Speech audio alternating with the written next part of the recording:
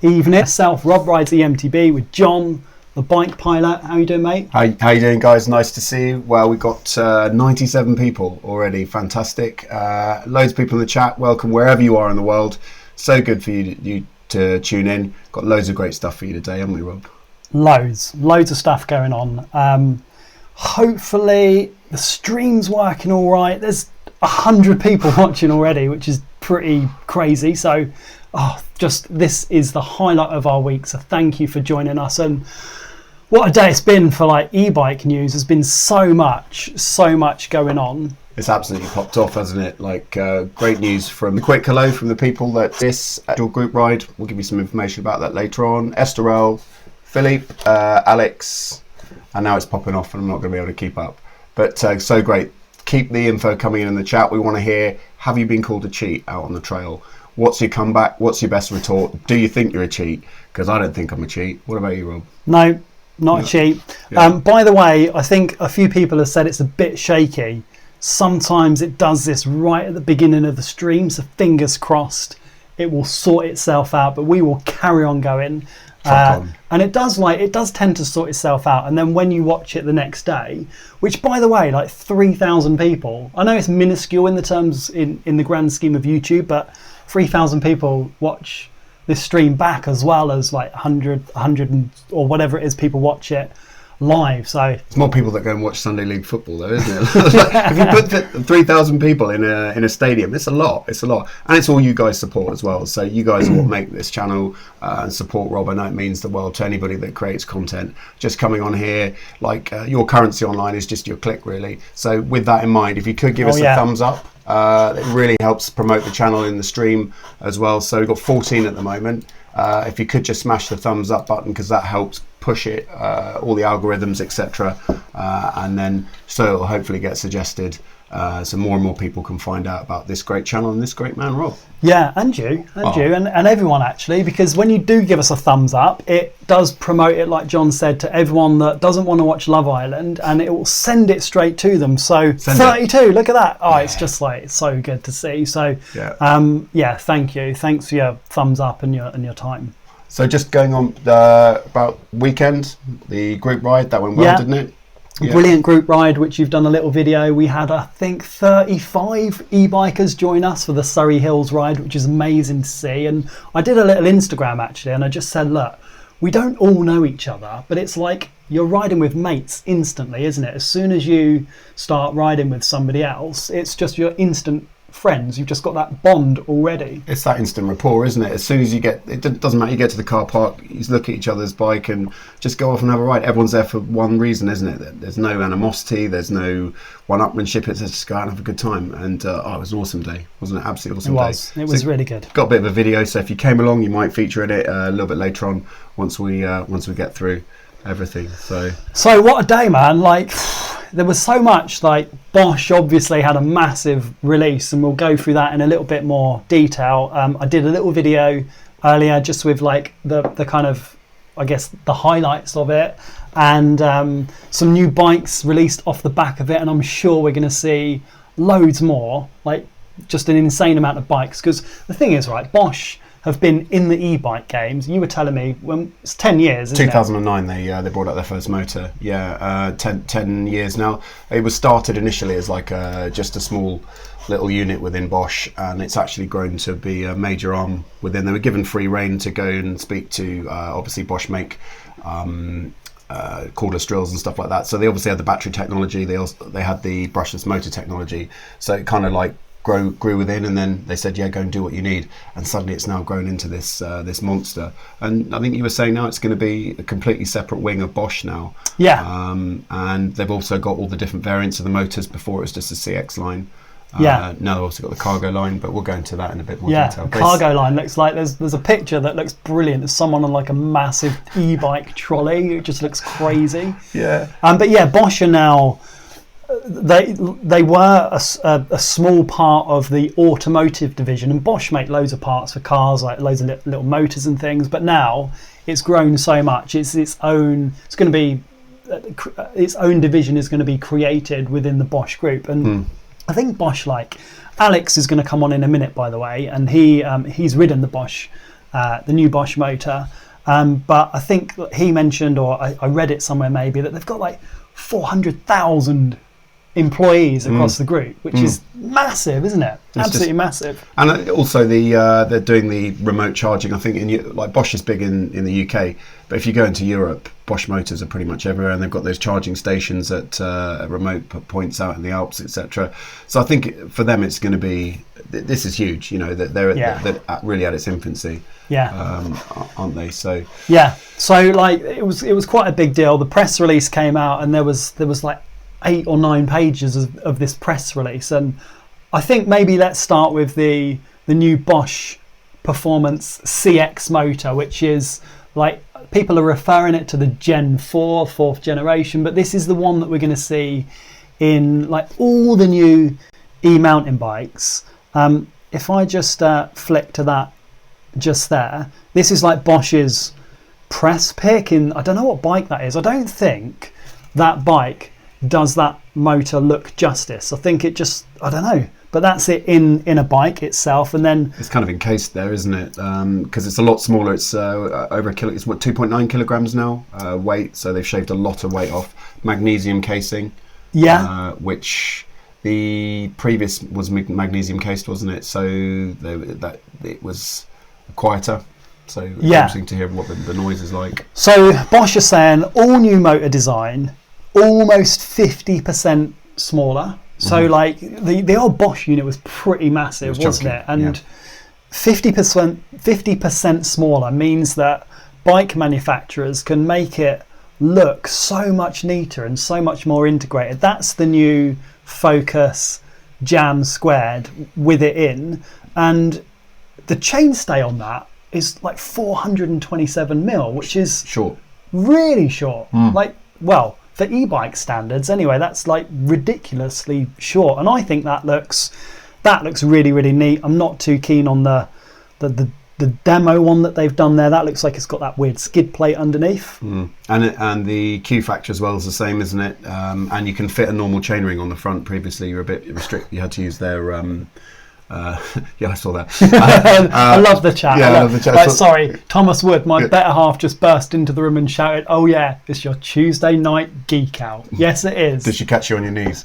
But it's you can put a normal chainring on the front, which is a big thing for them because you had to use their specific sprockets before, didn't you? So so I think it's just gone more mainstream now, isn't it? It'd be interesting to see how it is, because the other thing that's getting a lot of discussion at the moment is the fact that you can't. It's got an anti-tuning function, which we'll talk about. Well, that's like, I mean, there's actually a couple of things that I'm looking at and thinking, look, the motor is, to me, it's not like revolutionary. I don't look at it and think, whoa, that's so good, I need it. It's kind of brought it up to date and in line with the Shimano and the Bros, and I don't know about the Yamaha because I've not really ridden it that much, but it's the good news for me is like it comes with a new battery as part of that new kind of Bosch range, which is the 625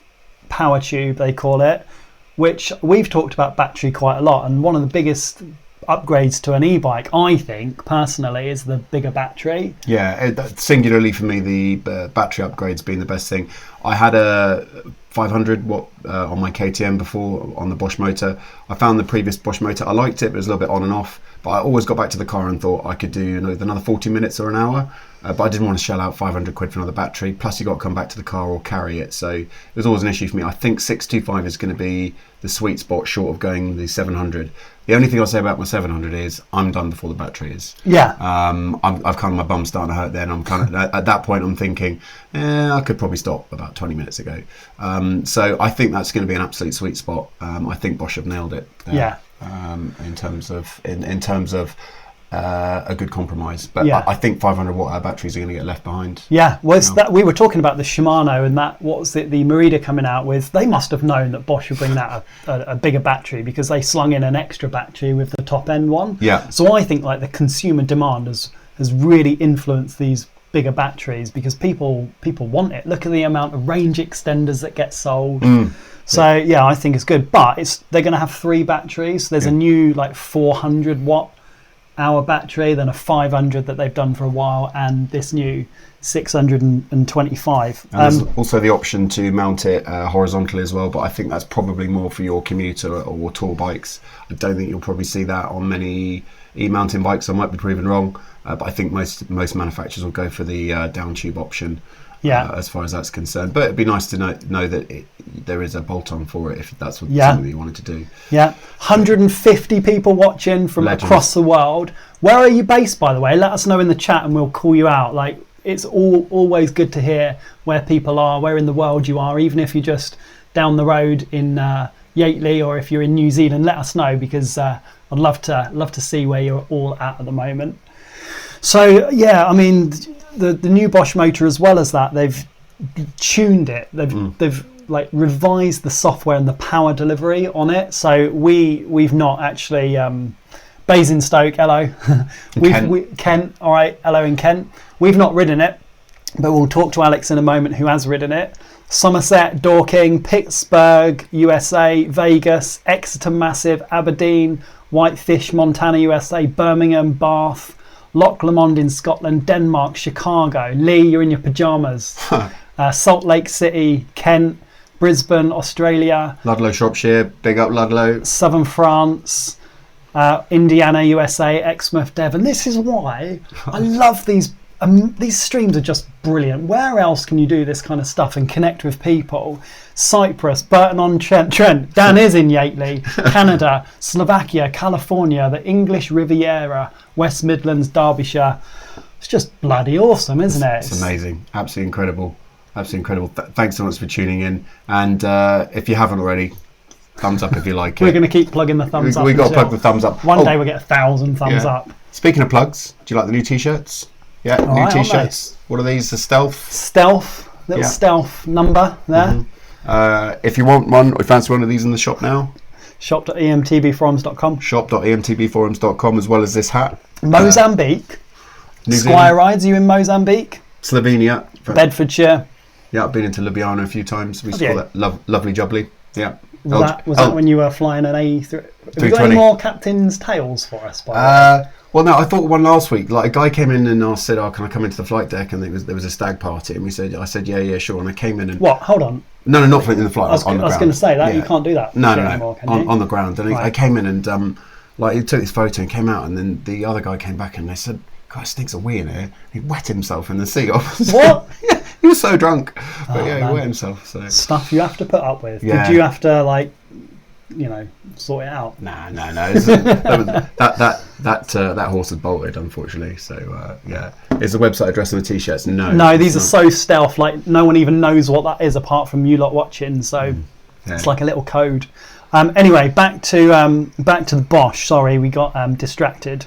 So right, what I'm going to do is I'm going to introduce you to Alex, who Alex and I have met on a couple of bike launches. First one was the Grape launch that we did in, I can't even remember where it was now, somewhere. Croatia, isn't it? Croatia, yeah. And then the Ducati launch. So hopefully, I'm going to have to get comfy if this works, this will be so cool, because we've never ever managed to get this to work with a remote guest. So let me see if I can bring you in, Alex. 1 second. Right, there you are. Let me bring in your audio. We can see you. There you go. How you doing, mate? You good? Can you hear me? I'm all right. Yeah. Pretty nervous. Oh, mate, don't be silly. Don't be silly. We've only got 156 people watching. Basically, this is Alex. Alex, well, you do loads you've got so much experience in the mountain bike world. Give us a little introduction as to who you are and what you do. Well, I started actually in the motorbike world and then went to mountain biking quite a long time ago.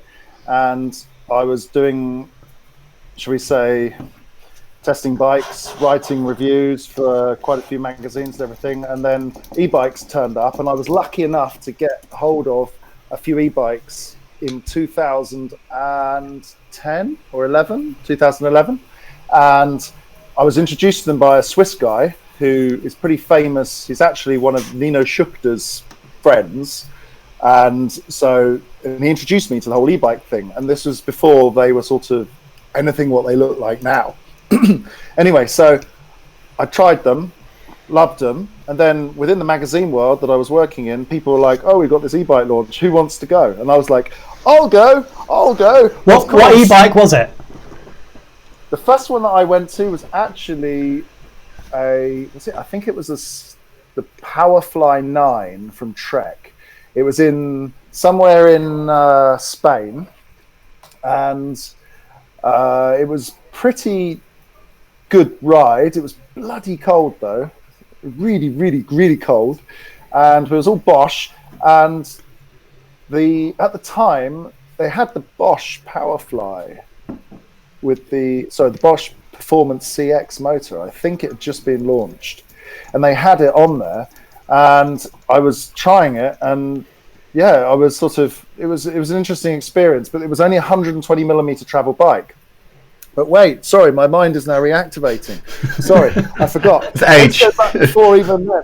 Yeah, age. 41. Yeah. Oops. So before then, I tried the very first high bike in 2010 or 2011, and it was at a Eurobike days, and they had a 120 mil version. Anyway, what I didn't tell them at the time was they had this loop marked out around a river, and I went down by the river, and it was on quite a high ravine, and it was pretty wet and slippery. Anyway, the bike was heavy, and I just felt at the time it wasn't particularly a good bicycle. Anyway, it slipped from underneath me and dropped down the ravine into the river. So you trashed it. You trashed it like a cutting edge for the time high bike. Yeah. So I picked it up. Well, I had to climb down the ravine, grab it, walked away back up to the top, and then rode back, and it was fine. But in that time, it was like bolt-on motors that were winning awards at Eurobike, because it had this bolt-on motor with thousands of watts, and you could go like 1,000 meters or 3,000 feet. There you go. I'm British, so I can do the conversion. So. And anyway, so that's what happened. So I've been doing all of those tests until the present day, really. So I've been I labeled myself the e-bike rider and journalist, and everybody thought I was crazy. And now there's basically two of us in Europe who were testing e-bikes before anybody else. There was myself and another guy called Robin Schmidt, who works for e-bike Mount MTB Enduramag. I can't. His web address is too complicated for me to remember.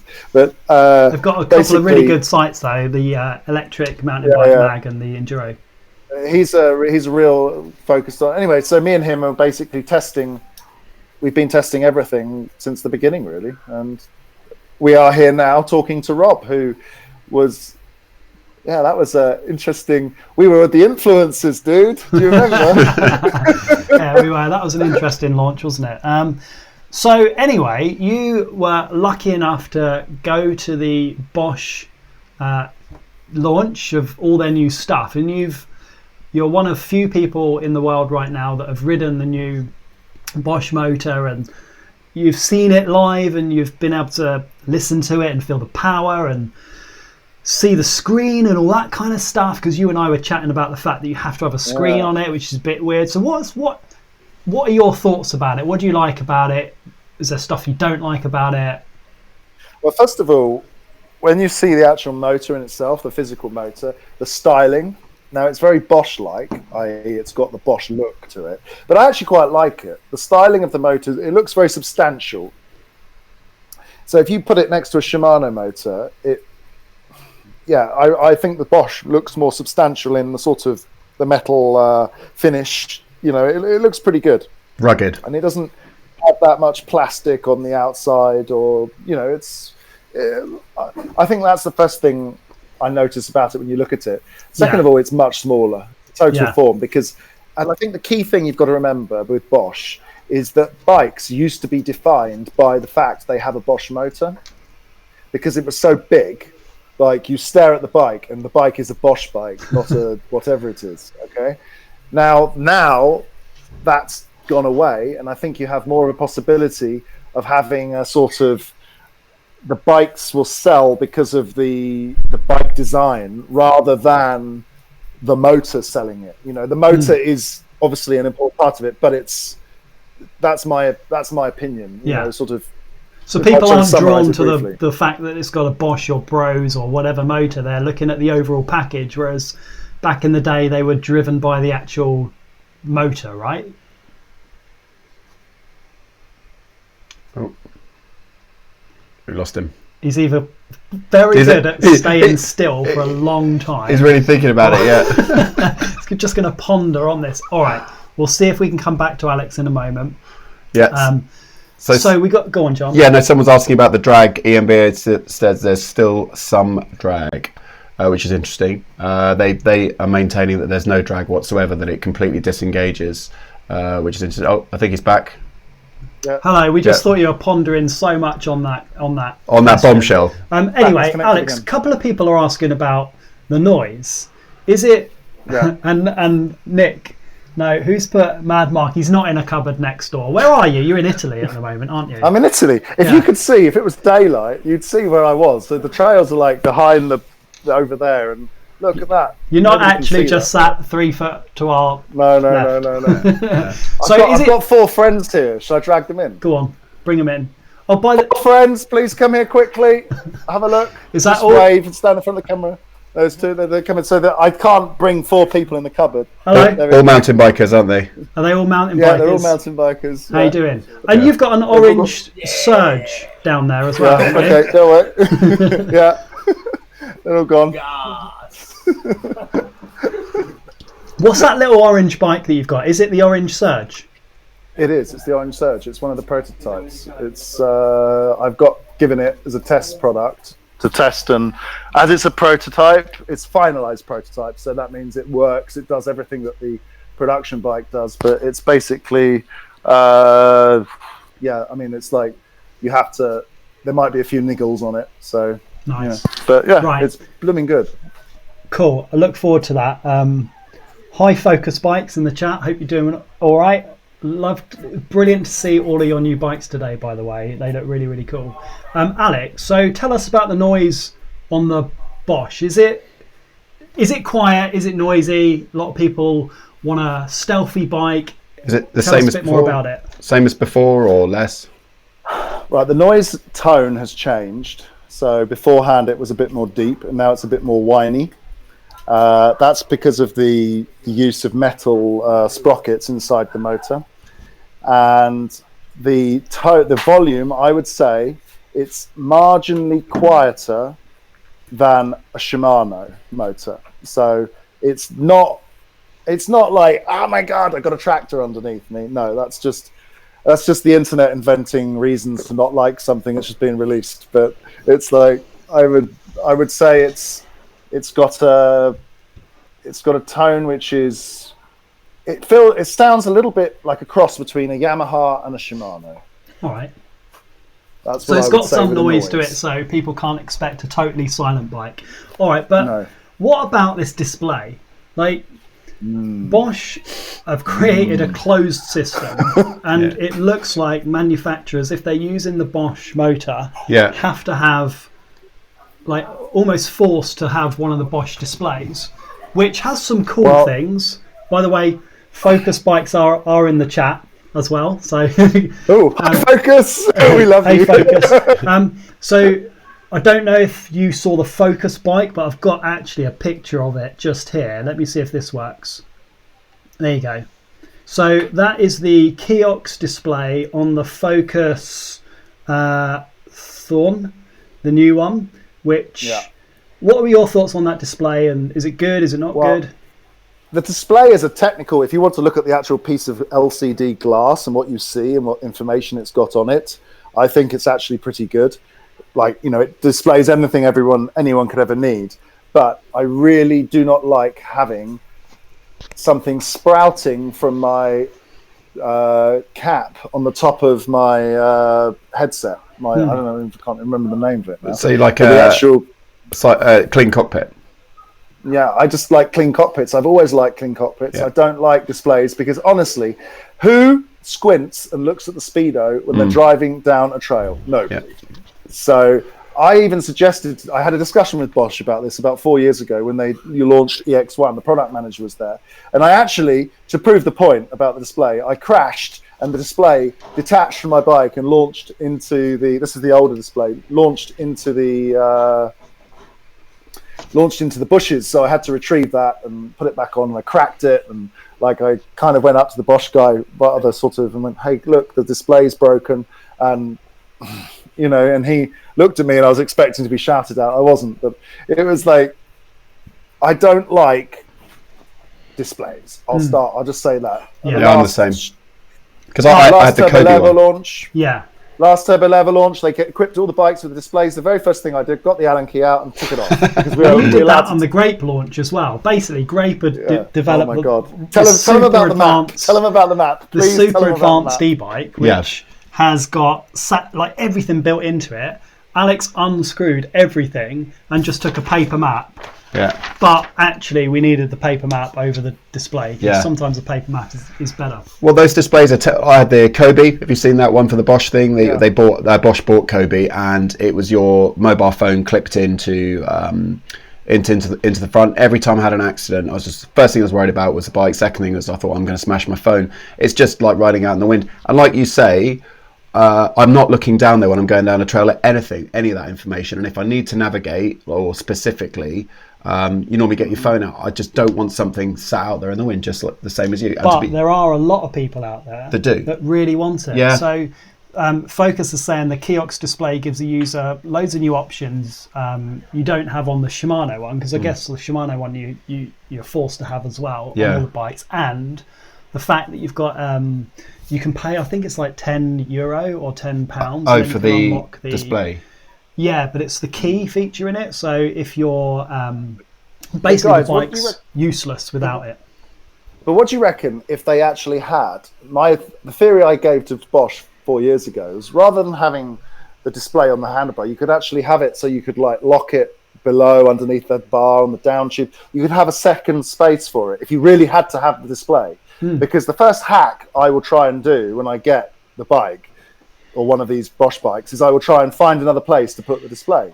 I will remove it off the bar, because the first thing I do naturally is I turn the bike upside down to shove it in the car, because I put my bikes in the car upside down. I take the front wheel off and I put the bike in upside down between the middle seats, and the bike, because I've got a Volkswagen Touran, so it fits in quite nicely with the front wheel off. And the first thing I'm going to do, I'm going to forget to take the display off one day, and I'm going to trash my display. Yeah. That's going to happen. Yeah, but does that depend on how the bike manufacturers have designed the display? I do really like the idea of being able to take it off and put it somewhere, actually, because there are times when I've used a display. I've got a Wahoo Bolt, and sometimes I put it on because I want to do a bit of navigation, or I'm not necessarily going for like a ride where the ride is about doing as much as I can in terms of technical stuff. It's just a ride, so I do like that idea. I had the Edge 1000 and I had an accident, and I rode off after the accident. It was only about 5 minutes later I realised that it had come off from out of its cradle as well, so we had to go back and find that. I found it thanks to looking at my GoPro footage. But displays is causing Rob to drink many beers. But they are non-alcoholic, because John and I are doing the Mega Avalanche in 2 weeks or 3 weeks. But you can hand it across. Someone said you can hand that across. Look, there you go. Mine's alcoholic. Mine's non-alcoholic. Alcoholic. Because I just need to. I'm so unprepared for the Mega. I don't know about you, man, but well, we'll see. We'll make sure your suspension's tuned properly, because the second half of the trail is like, it's just like a pneumatic drill. It's just like it's so worn in.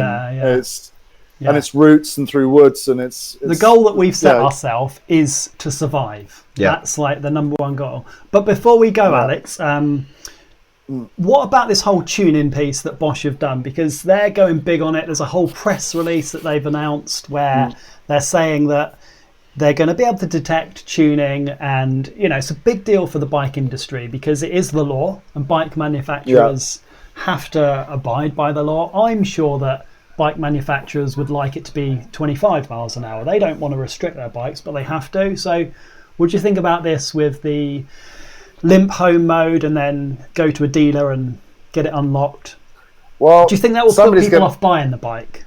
No, not at all. Because the most people who actually buy these motors won't be mountain bikers riding down like us, who are at the top end of the scale of extreme bike behavior. They're like my mother. My mother bought a Bosch equipped bike, and she doesn't care about the speed limit. Yeah, but what if someone's buying a Focus or a Nikkolai or the new White or something like that with it in? And do you think the fact that it's looking like it's pretty much like impossible to hack it, that people might look at another I have brand? I have a solution.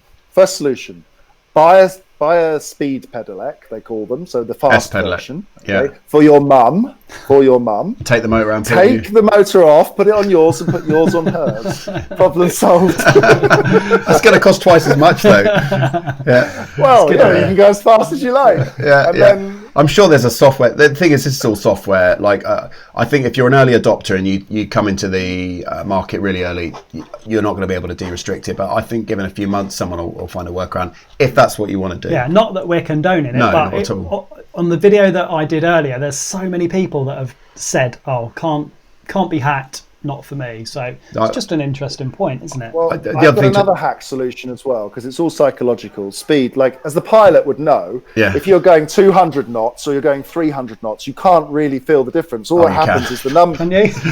Yes. The last time I flew in a light aircraft, the guy flew it faster for me, and I didn't notice the difference. But just the number changed, the airspeed indicator changed. So I was thinking, if you're riding in miles an hour, just switch it to the units to kilometers an hour, and then your display will start showing 25, and you'll be fine. It's a mental thing. It is. But it'll be interesting to see, because it's not just going to be Bosch that have to do this. It will be the other brands as well. And finally, Alex. Sorry, go on. So I was going to tell you one last thing, because I know about this, okay, between Germany and Italy. So when they get motors back, okay, Bosch get motors back. So this is like an unofficial stat, but it's definitely a stat that I've been told by somebody at Bosch. Basically, 50% of Italian motors off Italian bikes which have been sold in Italy have been chipped, okay? And about 10 to 15% of German motors have been chipped. Well, that's the rule. They stick by the rules, Germans, don't they, typically? So where do the British fit in? 100. Where do you know it? Have you got any inside info? 100%. No, I've got no inside info on that. I could find out though. I have somebody will probably tell me. We'll have you back and we'll find out. But finally, what is the drag like on the Bosch motor? When over the limit? Imperceptible. Is it? Passed through it without noticing it. Because EMBN is saying they noticed it, but you say no. I would say it's just that the motor's disengaging. That's all you're going to notice. It's not that you're now re-pedaling. I think that's going to be a psychological thing rather than it actually. I mean, I rode it on the flat, on the uphill, downhill, down around different places, and I didn't feel like it was a problem. In fact, I felt like it wasn't. The Shimano, you can feel it because it sort of it does that kind of like disconnect, even though it's improved, because I was the very first one to try the Shimano motor. The first time I tried that prototype, it was like, it was terrible. But now they really improved it, the software. And the Bosch one is smooth, much smoother than the Shimano. Compared to the Specialized motor, it's probably about the same smoothness. But I would say it's not... it's people inventing problems. Look, can I just do my last thing, which Rob knows about, the problem thing? So it was all about the Russians and the Americans, okay? So when they went to space, they needed to write on things, okay? So the Americans invented this, the space pen, okay? It writes underwater, on paper, on wood, on glass, it writes on everything, okay? And the Russians used the pencil. So millions. Yeah. Just one quick one, Alex. What's the compared to the other motor in terms of the power? Because you had EMTB mode and everything like that. You've still got those normal modes now. Does it feel different in terms of? Yes.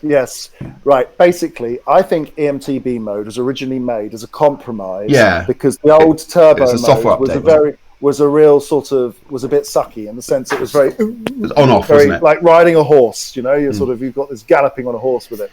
Whereas the new turbo mode feels super smooth. There's none of that feeling going on. So it kind of, in my mind, made me think, what's the point of EMTB mode? Because EMTB mode was there to negate the fact that there was a problem with turbo. So I don't know. It's a question. That's a question. I don't know what's in their minds, but I know something. It just didn't seem as necessary in EMTB mode as it did before. So that's my sense. But the turbo mode is smoother. You could just leave it in turbo mode. I mean, who rides less than turbo anyway? I mean, aren't we just cheating all the time? No, we do. But good segue. Nice segue. Good segue. Right. Thank you so much for joining us, and we might grab you back in a minute because we're going to look at some other bikes as well. So amazing to talk to you again. And thanks, Rob. You're a brilliant dude. He's a good rider. He doesn't crash too much. He's only crashed once in front of me. Progress. Have you got any pictures to prove that? I have. Can you have it? All right, we'll catch you soon, man. Take care. All the best. Cheers, Alex. Bye, Thanks for coming. Bye. Right. That worked really well. Worked really well, didn't it? Yeah. We should get like Focuser in the chat. Maybe Focus Bikes can join us one day. Focus, do you want to come in? Yeah, or we should get some other bike brands in here, shouldn't we? Because we know it works. Like that took us ages to suss out. Because when you're doing, we can take these off now. When you're doing live stuff, you just get so many audio delays, and there's about 52 button combinations to press to make it. Yeah, but actually came across really, really, really good. Because even when I see people like top streamers like Jordan Peterson and Joe Rogan and stuff, they always have audio faff. Or there's delay, or it doesn't sound as good. But yeah, it's really good. So who would you want to see in the chat if we could get hold of them? Focus Bikes have said for sure, why not? Maybe we can make that work over the next week or so, next couple of weeks, who knows? Right. So anyway, off the back of the Bosch motor, we saw some new bikes, and we saw the one from Focus already, but it does look pretty nice. Is it this one here that I've got lined up? Here we go. So this is the Focus Jam Squared, which the photo is bloody brilliant. The bike looks really nice. What do you think of that, guys? What do you think of that in the chat? That's a new one that we saw today. Yeah. And then this is one that I'm really interested in as well. You might not have seen this, but this is from White. Now White are a smallish kind of UK brand, and I've ridden I think only one of their bikes, but that looks pretty badass, doesn't it? Looks very similar to the YT, doesn't it? The what motor's in that? That's the Bosch motor. Is it the new one? The new Bosch motor. God, it looks quite chunky in there, doesn't it? Like it almost looks about the same size as the Specialized. That looks really nice, really nice. That must be the Fox. I think that's the Fox. Is it the DHX2? Yeah, but that's the 170mm travel bike that when we're riding in the Surrey Hills, and if you use Strava, you tend to get out and have a look to see where you're at. Oh no, I never do that. Do you? Yeah. Shut up. Yeah. Yeah. There's someone that's been riding a white e-bike. Yeah. In the Surrey Hills, and they're absolutely crushing it, smashing it. Yeah. I've seen that guy. Yeah, because have you been putting it on e-bike after your Strava? Yeah. Always. Yeah, because I got King of the Hill in Epping somewhere, and it got challenged. So, King of the Hill. Yeah, King of the Mountain. King of the Mountain. Yeah, King of the Hill.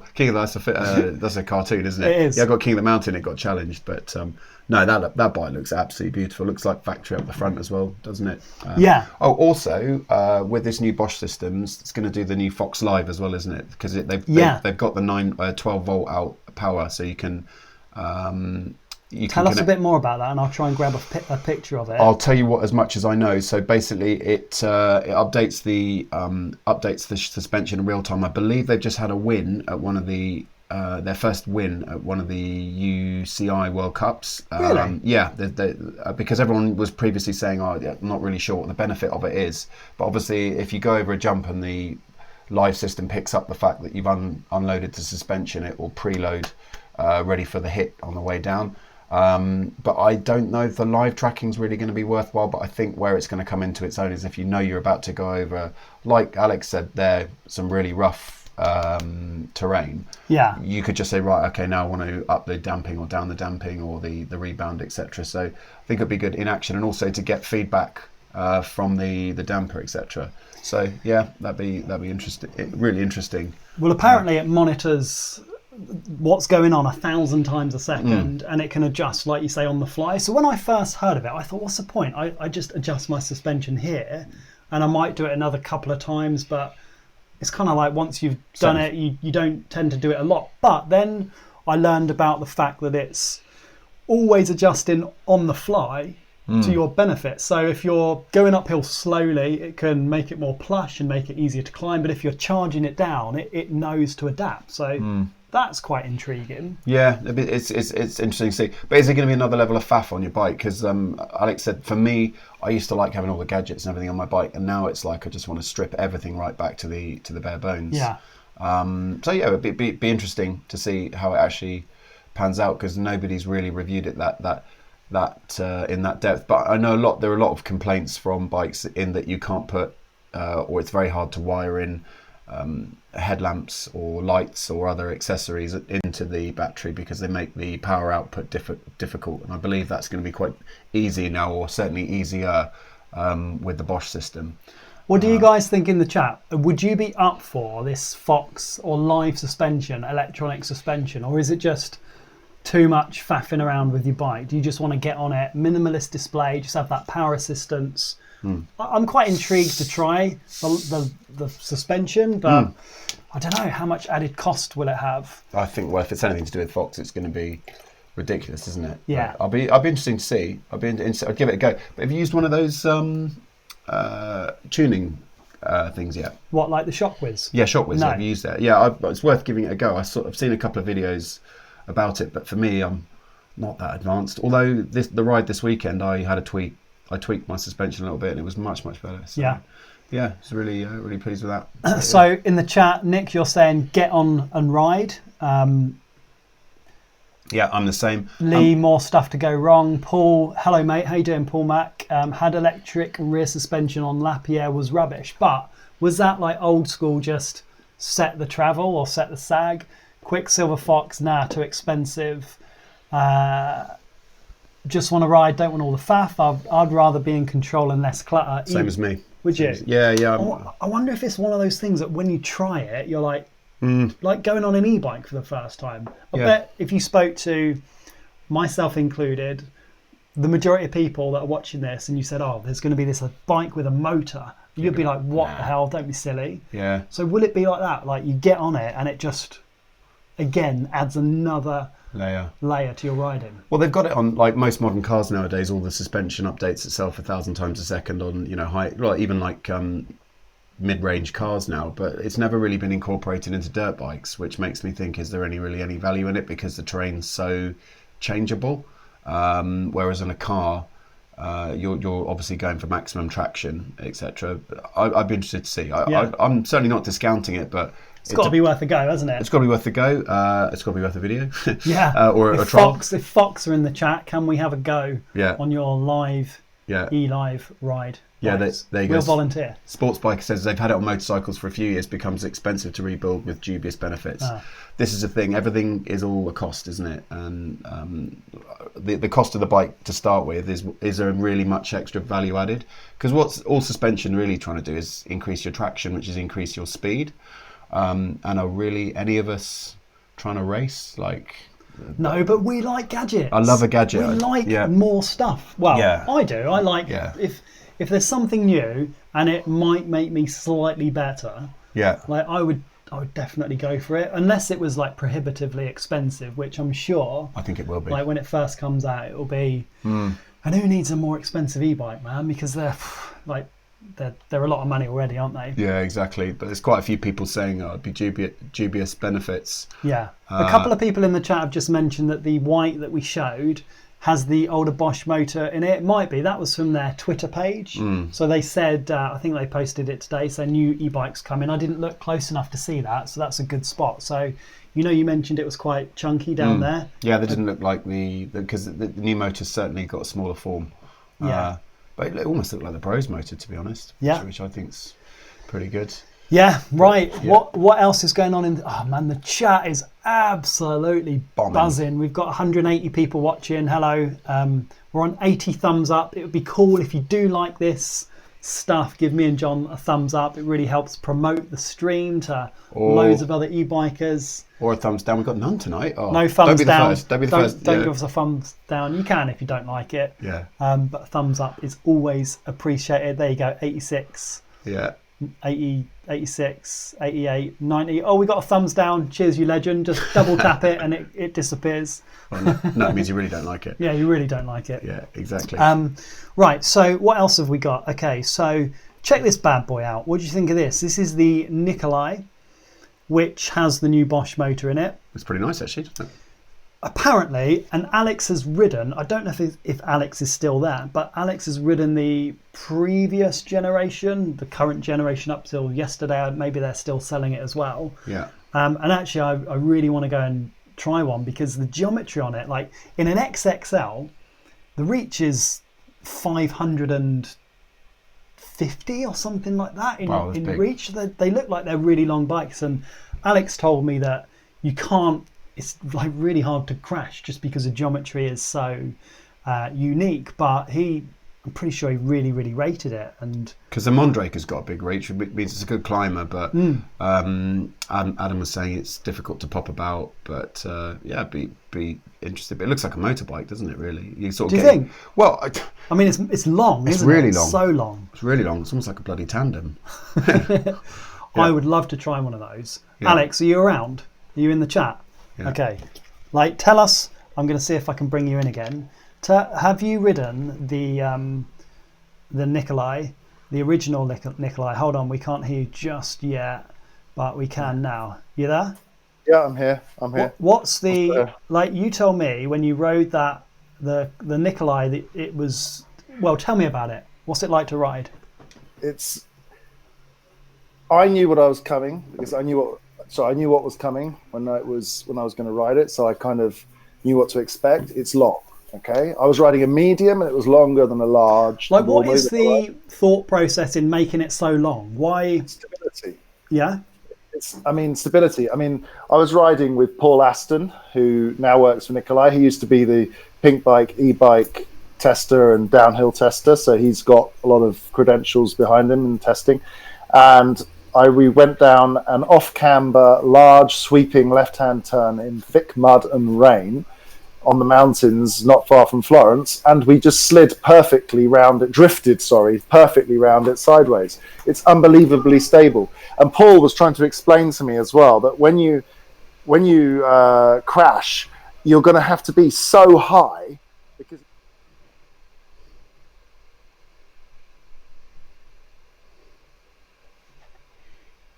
really, really, really hard to crash because of the length and the open geometry. But it was even causing a problem with the fork because I noticed this actually, that the fork was quite harsh, even though it's a good fork, well tuned. It was quite harsh in very sort of stuttery bumps because it's so open that the fork is actually bending in the middle. Imagine like an unsupported bridge, with two sections sliding inside. So it's unsupported in the middle. It was bending, so it was binding. The bikers are the extreme of everything, to be honest, in the modern day of building bikes. But it works. It's really, really good. You can fiddle with every geometry change on it you want. And if you don't like it, you pay them €700 more, and they make the frame exactly the way you want. A bit like Atherton, yeah. It's like, I would just say, for me, and this is going out on a limb, because I've tried so many bikes, and they're all brilliant. Really, in the modern day terms, most bikes are really good because also I know the people that make them, so you kind of, you're sort of emotionally attached to almost the thing when you try it. But on a purely sort of, this is probably too much to say, but it's probably the best bike on the market, in my opinion. Wow, Blimey, that's a big call. Wow, that is. But is big. And that's, you've not ridden the new one? No. I rode the one with but it's really that good. Wow. You'd be surprised, but you've got to know how to ride as well. If you know how to ride, if you're sort of a bit of a, for me then. No. if you're my mother, or I keep on bringing up my mother, but she's very important because she doesn't care and she's not blown away by anything, but she likes to ride e-bikes. So, and she's 65, a nurse, scared of anything. So she's not going to like that bike. it's going to scare her, just the look of it. You can take the motor. You can swap the motors with that one then. But it is, in my opinion, it's one of the best bikes I've ever ridden. Cool. And with the Gates drive on it, it's incredible. The internal hub thing, oh my God, you've got to try that. That's like the belt drive version. Yeah. But you have to tighten the spokes. They still haven't worked that one out yet, because every time you've ridden it, you have to, every 2 rides, you have to tighten the spokes up, because the hub is so big and heavy that it sort of, it doesn't, the rear wheel build, they still haven't perfected that yet. Wow. But people are buying it just because they want to. So, you know. Well, I'll see. I'll maybe ping Paul an email and see if we can get that. Cheers. Nice one. Thanks, Alex. Oh, I don't think so. Not at all. So, John, I mean, there's probably more stuff that's happened that we haven't seen this today, actually, because the new Bosch, new bikes. And there's some orange bikes that got announced today. I saw on single track. There's going to be loads. I think now that new motor's coming out. I mean, it's not like that suddenly a phase. We said earlier on, didn't we? This is not like a phase shift. It's like a next generation, isn't it? It's just a kind of like next step. It's bringing it up to modern standard, isn't it? It's like Bosch have taken ages to bring this one out. Yeah. I think there's so many bikes out there that they've got to sell that have the old motor still. So I guess a lot of manufacturers will have inventory of current bikes, not the new bikes. So it's quite like, it's going to be quite difficult, I guess, maybe. I don't know. But for me, I think it is great for the industry because it brings out better bikes, better looking bikes, bigger range. It adds competition, so everyone's going to need to raise their game, because it's now not like, you know, you can't look at one motor and say it's not good. They're all getting to the point where they're really, really good. Yeah, I've said this before, isn't it? You do well to pick. There's no bad bike out there, is there really? I don't think there's one that you're going to go out and say this is terrible. I've made a huge mistake. Every e-bike that you go out and get now is great. I think the main advantage of the Specialized is they've tuned that motor specifically to be trail, whereas Bosch don't seem to have allowed that to happen. You're getting an out of the box motor. It's just what's the frame, how is all the componentry and the frame, how does that kind of like meld with that motor. So it'd be interesting. It's strange that Bosch haven't allowed that to happen, but I'm sure they've got their reasons, because it's their proprietary property, isn't it? So that's why they don't want to release it. But, yeah, well, we'll see. Maybe, I don't know. It's a shame because you can't have as much integration, but it's good to see that they've brought this out. Anyway, Top Secrets has said, John, what's your bike channel called? And you've just answered it. I've just answered, yeah. Fully multitasking. That's amazing. Yeah, the Bike Pilot on there. Be great if you could subscribe. I'm nearly at 200 now. Thank you to everybody nearly there that has subscribed. I've got a video dropping tomorrow, which I've got here. We'll show that in a minute. Yeah. Just to the Surrey Hills there. So I've got a few other things. I'm not going to be here next week. I'm actually, Paul McConnell's in the chat there, going away on coast to coast ride. If you haven't done it, it's going to be loads of information about that. I'm going to do sort of a daily vlog there. Basically start off in Whitehaven in the west of England, and then start and finish off in Sunderland over about 5 days. So really, real challenge of the e-bike. How many miles is that? I think it's about 250. 250. So you basically ride from one end of the country to the other side. Exactly, basically. yeah, over 5 days. 1 day is a 50-mile ride, so Kev's phoned a cafe there to arrange for us to charge our bikes halfway along. Otherwise, I don't think I'd make it, to be honest. But there's some brutal climbs, amazing descents out in the middle of the wilderness. And the company that we're using is called Pack Horse. There's loads of companies there, and you can do it almost 30% on road or off road. This is almost all off road. They take your kit between each thing. Do they? So haven't got So you haven't got to lug it all around. No. So it's not like fully going to the mountains and bike packing and taking. It's like almost like a glamping for e-bike riding. Well, yeah, that's what an e-bike, isn't it? Like, we wanted all the fun, but none of the. And it's good preparation for the mega, though, mate, isn't it? You're getting the miles in. That's what I thought. Yeah. So literally, I get back on the Saturday. I've signed up for Pedal Hounds, but I'm not sure if I'll make it because I get back about 11 o'clock on Saturday. Pedal Hounds Sunday, and then we're mega week after. Yeah. So. Has anyone done the mega avalanche in the chat, by the way? Are we gonna survive? Let us know. But we are going to do some videos for that, so definitely stay tuned to this channel and John's channel. Yeah. We've got another video to show in a minute, but let's have a look at some of the chat. So, orange. There's there's not a lot of love for orange, which is weird because we like that new Surge, didn't we? We like the look of it. Alex is riding it. He says it is riding really, really well. And the early reviews are saying it's really, really good. Is it the look? I don't know. What do you not like about the orange? I've done the Lethal Mega. Yeah, I've seen that, but I think they've stopped it, haven't they? Someone said they stopped it because people were getting hurt all the time. Yeah, like 1 year and 3 months of riding Mega Orange isn't for me. I'd probably guess. Yeah, I'd say that. Although I've only been riding like properly for 2 years. Me too. Not long. I think the whole thing about this is we said earlier on, the rate at which you progress on an e-bike. 10 years riding, I think you can condense down into about 3, because normally on a weekend you're lucky if you do 15 trails, you do really well 15 trails on your normal mountain bike. I'd say you could do 30, so I think you're doing double the riding, halving your time. Yeah. So you're learning at a faster pace, right? Yeah, and also you attack uphill climbs that you would never normally attack. And normally if you see there's a trail, but a lot of the time you're like, I don't have to climb all the way up there, or you're not 100% sure where it is, and you don't want to risk it because then you'd have to climb back up again.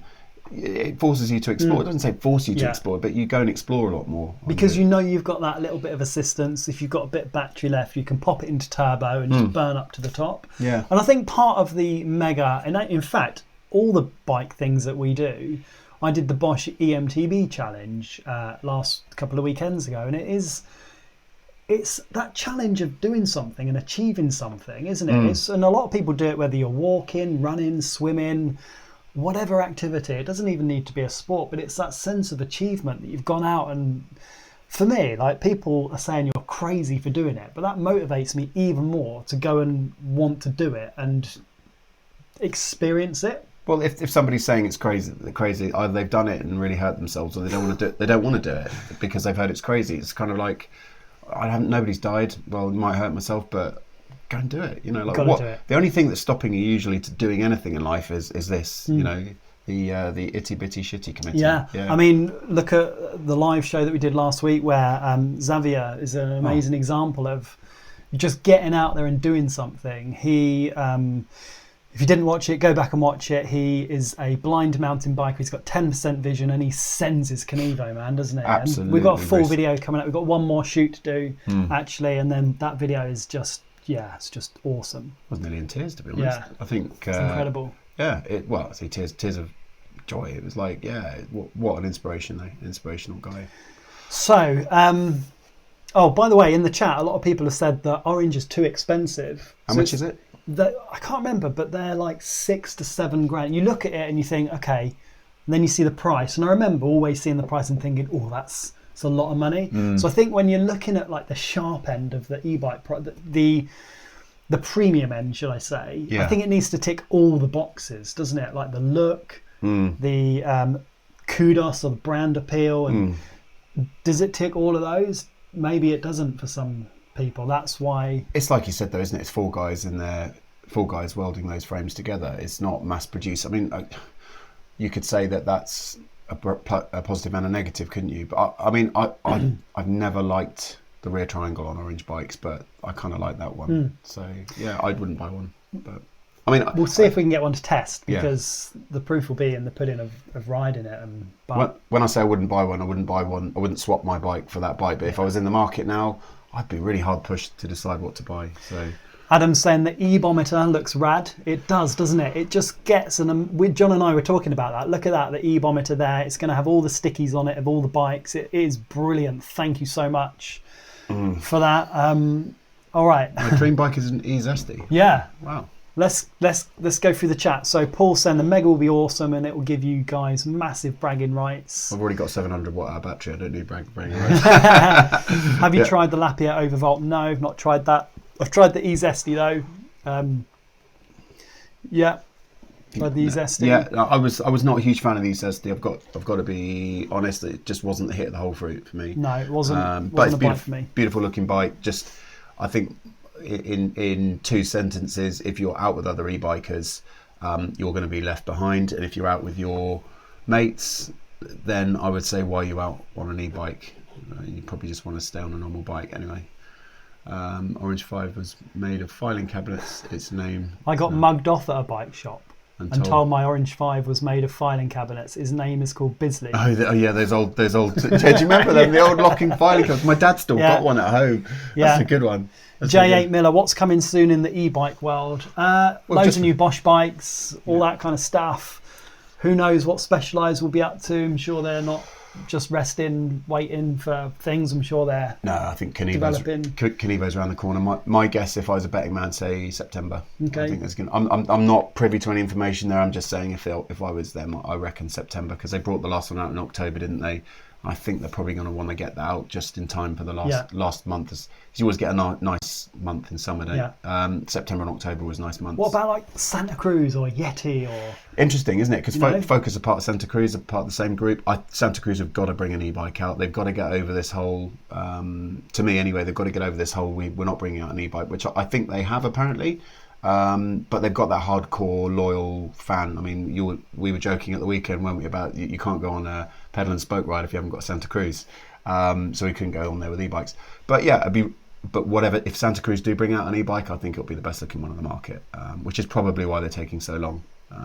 So what about, like, we haven't seen any cubes yet, but I'm sure the cubes are going to have the new Bosch motor. We haven't seen anything really new from Canyon.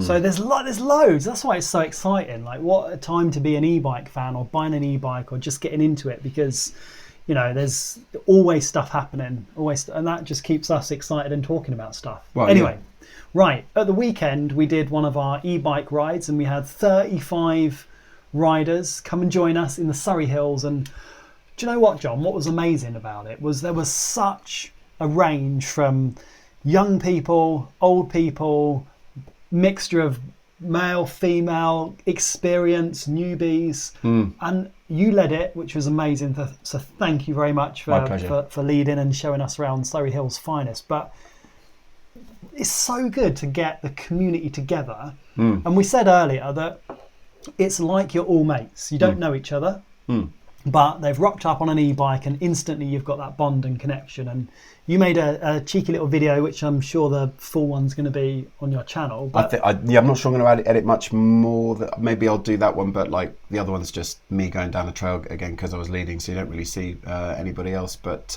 no, if you came along, thanks for coming along. It was just it's really nice being able to show people around. And yeah, it was. I just couldn't believe it. I think I joked with Adam. I said we got some people that are sort of semi-pro, and some people that is probably their first ever group ride. But I think what's so amazing about that is you have this online experience. Like there's a guy, YouTube channel, EMTB forums, but you've got to make things eventually real life, haven't you? And that's what the great thing about where you bridge the gap there is that suddenly now you can go on a group ride, and all you've got to do is go onto emtbforums.com. Look at the ride out section, and wherever our next ride out is, that's where Rob will be. I'll probably be there as well, and you'll meet so many other like-minded people. I think I swapped numbers with guys about 4 or 5 times. Well, that's how we met, and basically that's how all of us have come to know each other and make friends. Yeah, e-bike friends. All right, well let's have a look at the video. Yeah, sure.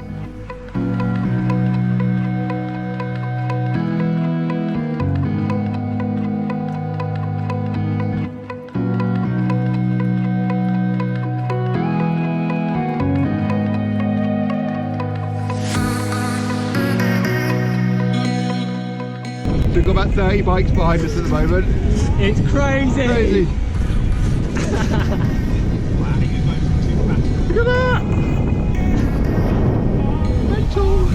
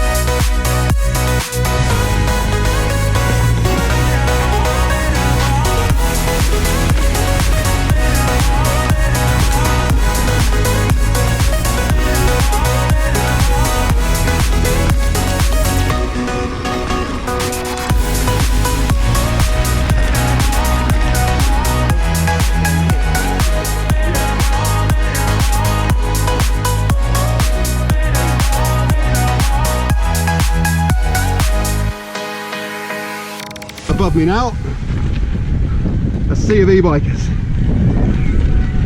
roosting it today. So far so good. I'm not sure how many miles we've done. We're going good so far. Everyone's having an absolute blast. What about you? Yeah. Loving it, mate. Loving it. Loads of new faces. Good. That's what it's all about. It's one big community, man. Love it.